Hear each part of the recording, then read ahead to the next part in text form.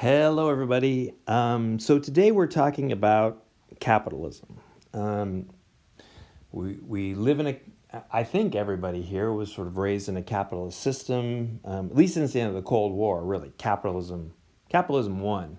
Um, it's the dominant thing around the world. There are countries around the world that say boo to capitalism or pretend to do something different, but honestly they're all pretty capitalist. I mean, we're going to see a video a little bit later about China, and though China is a communist country, not really communist, we're going to talk about that too, it's more socialist, it's still pretty dang capitalist. So let's talk about what this means um, compared to some other systems, and then see if we really like capitalism as much as we think we do, or if it's just the only game in town.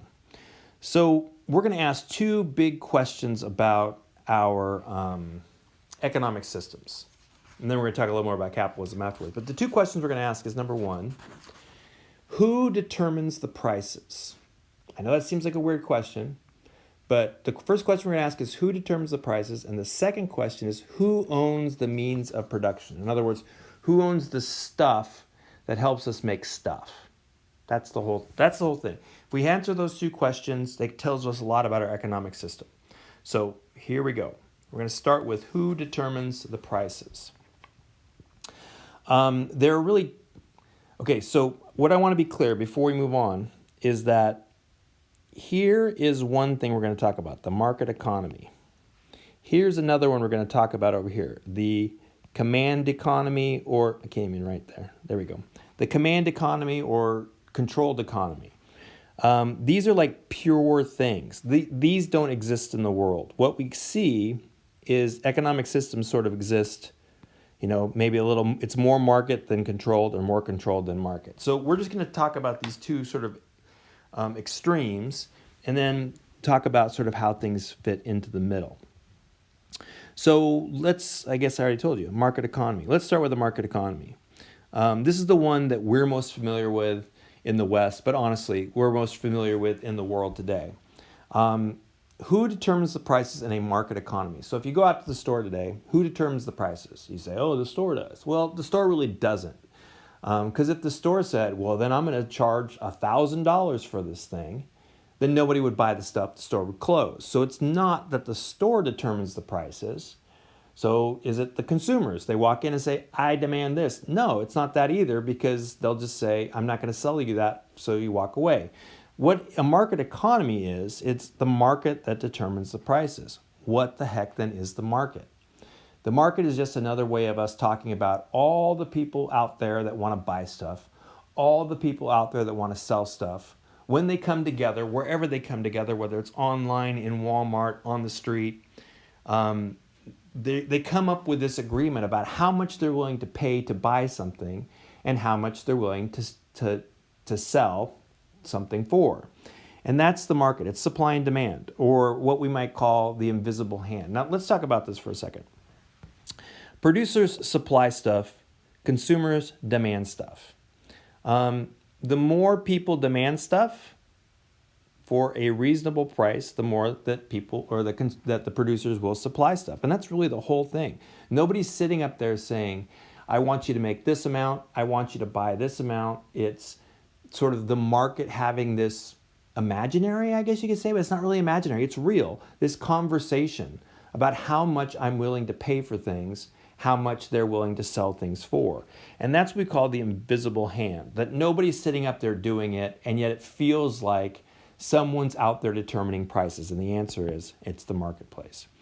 Each person acts in her or his own interests.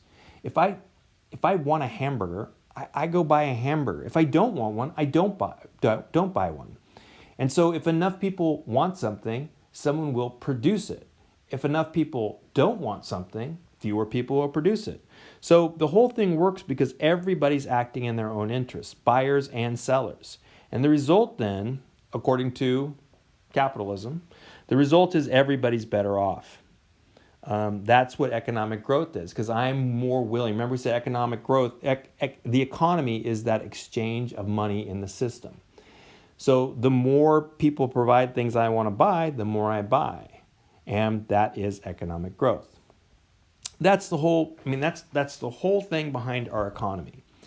Consumers essentially vote on supply with their money. If nobody buys that thing, it doesn't get sold anymore. If you ever go to like a Big Lots and go to like the food section of a Big Lots, ooh, this is a very instructional thing.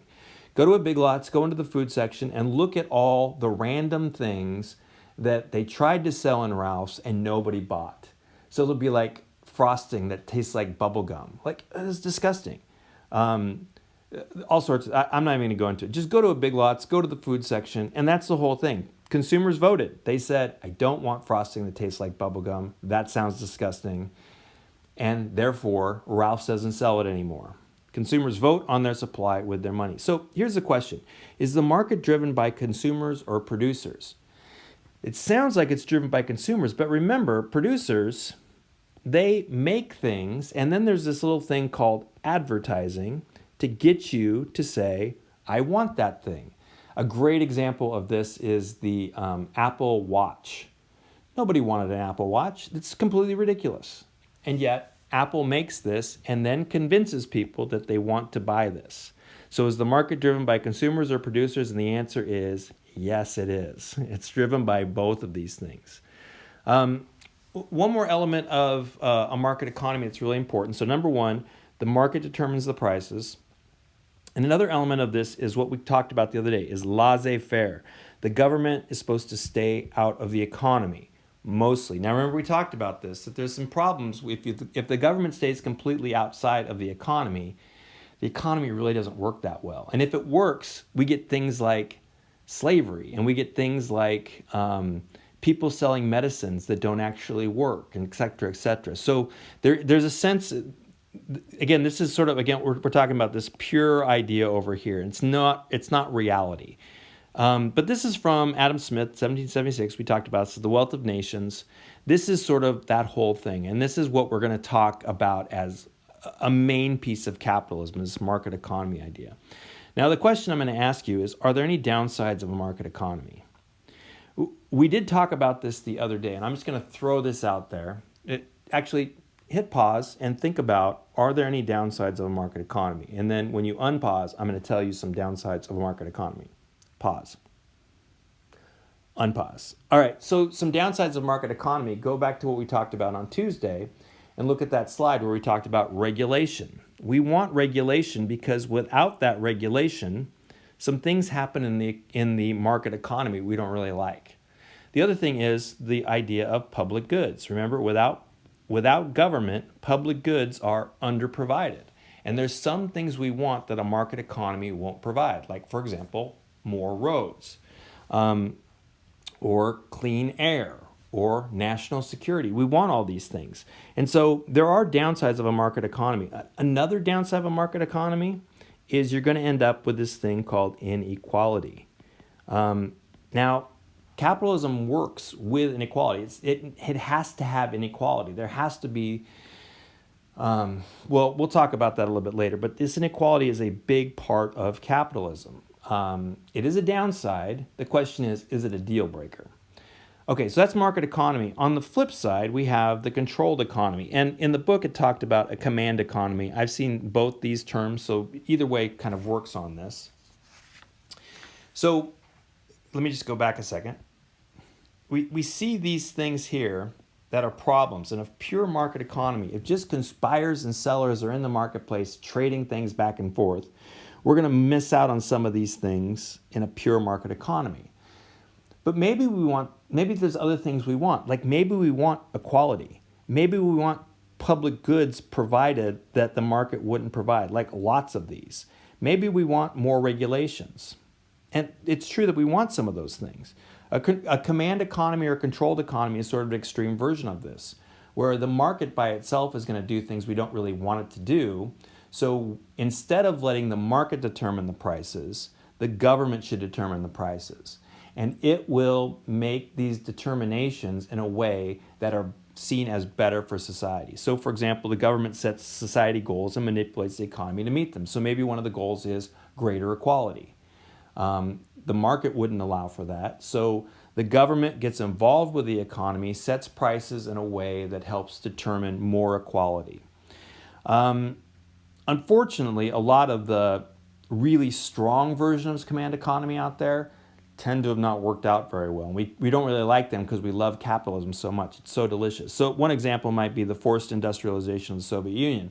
Soviet Union on its own probably wouldn't have industrialized very quickly, and so it didn't want to get smashed. And so between World War I and World War II, the government said, we're going to industrialize. We're going to build more factories. We're going to stop being so rural and agricultural.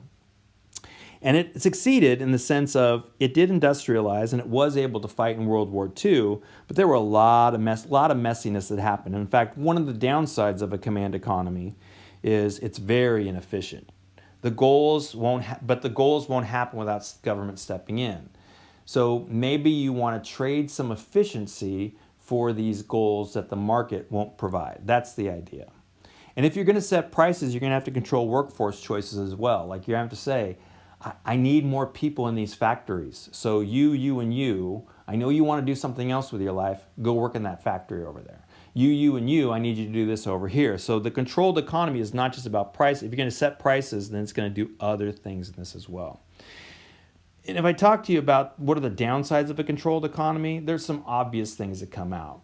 One, of course, is inefficiency. If you really want efficient economic growth, if you were a business major, you want efficient economic growth.